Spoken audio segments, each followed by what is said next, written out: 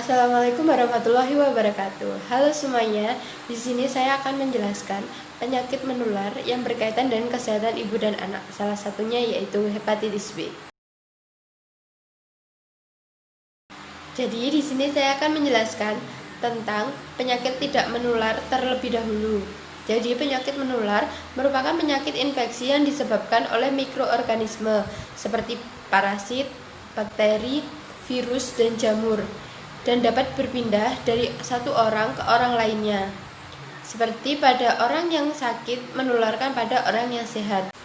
Hepatitis B merupakan suatu penyakit yang disebabkan oleh virus hepatitis B, anggota famili dari hepatnavirus, yang dapat menyebabkan peradangan hati akut atau menahun yang pada sebagian kecil kasus dapat berlanjut menjadi sirosis hati atau kanker hati.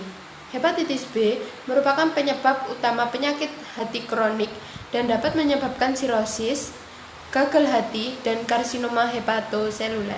Virus ini dapat menyebar melalui darah dan cairan tubuh penderita yang terinfeksi. Semisal bayi dapat tertular dari ibunya yang positif hepatitis B melalui proses persalinan. Selain itu juga dapat menyebar melalui hubungan seksual tanpa kondom. Lalu penggunaan jarum suntik berulang seperti pada pembuatan tato ataupun tindik. Transfusi darah dengan virus yang ada di dalamnya karena sebelumnya tidak dilakukan screening.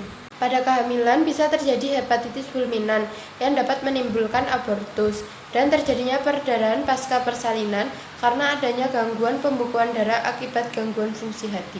Ibu hamil yang mengidap hepatitis dengan resiko transmisi maternal, sebagian besar anak tertular secara vertikal dari ibu dengan HBsAg positif selama tahun pertama kehidupan dan berkembang mengalami hepatitis B kronis ataupun karier.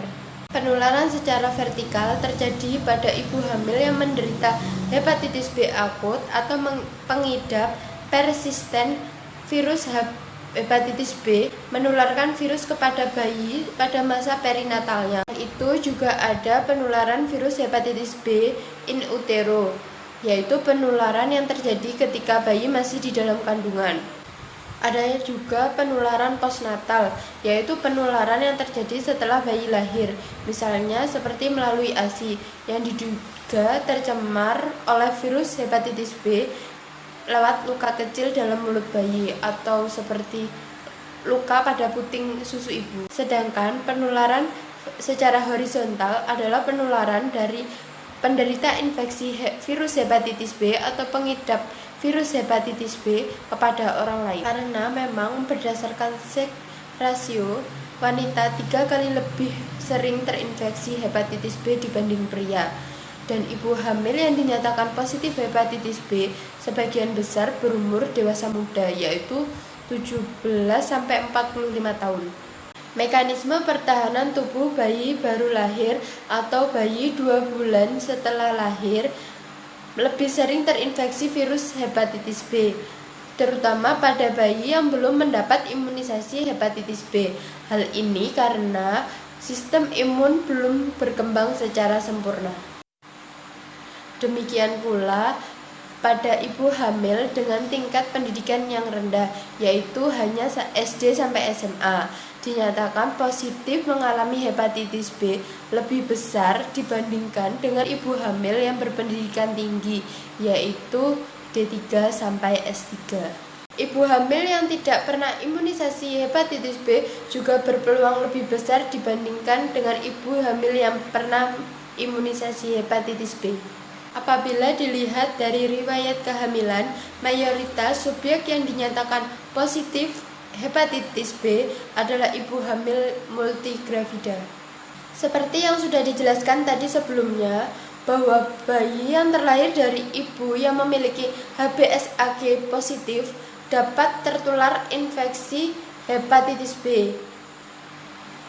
Dan sedangkan bayi yang lahir melalui proses persalinan sesar terdapat tingkat infeksi virus hepatitis B vertikal yang jauh lebih rendah daripada bayi yang terlahir melalui proses persalinan normal.